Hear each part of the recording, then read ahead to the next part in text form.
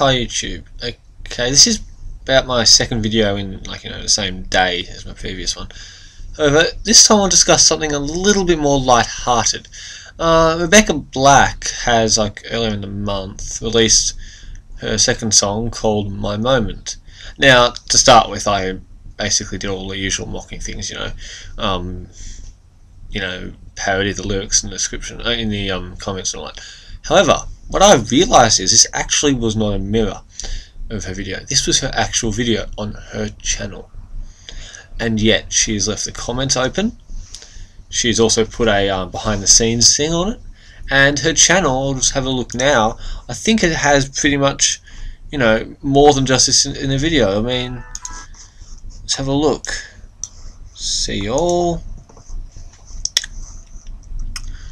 Alright, well, she hasn't got Friday here, but honestly I can't blame her for wanting to forget that.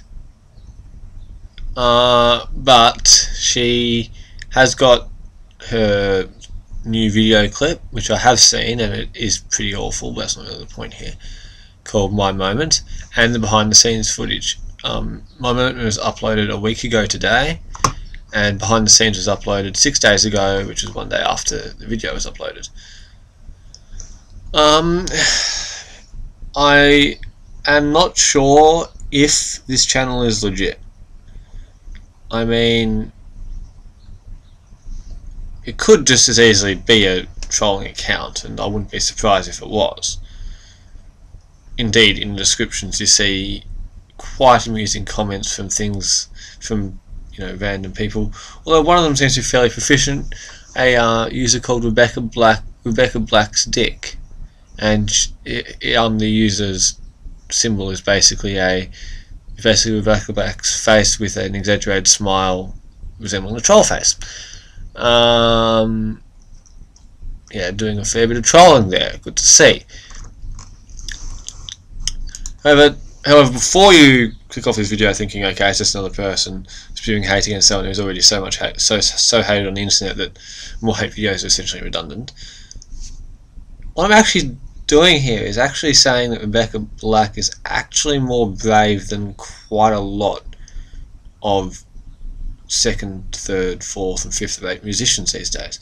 Because what a lot of them do is they either upload their videos through Vivo, or if they have their own channels, disable the comments.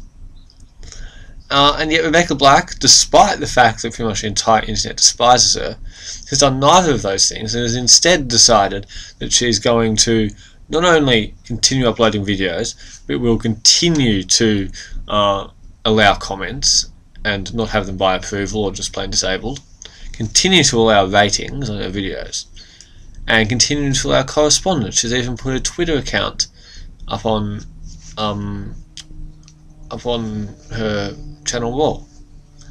So it seems that she is welcoming criticism, which is a lot more than what a lot of musicians do these days. Basically, a lot of them have their heads so far stuck so far up their asses that they refuse to accept that anyone could not like what they do. And moreover, they put themselves in such an ivory tower that anyone who does say that they don't like what they do basically not so much gets shut down, just gets plain ignored by the artists they've directed the comments at.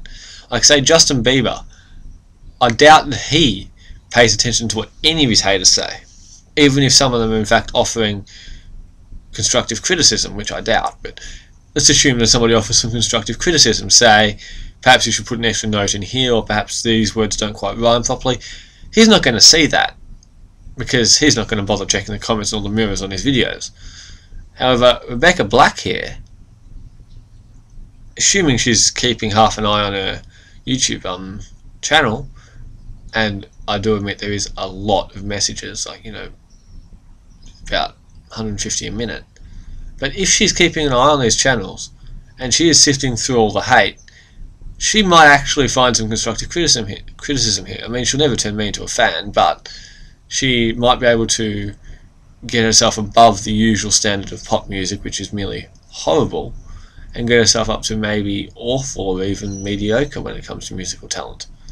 And to be honest, that could only really be a good thing. to be honest with you, I'm also surprised that she actually continued at all after Friday, because let's face it, Friday was probably about the most horrible song ever created. I think it topped 3 million dislikes, no, 30 million dislikes or something like that, which was the first song to ever do so in the history of the internet. I mean,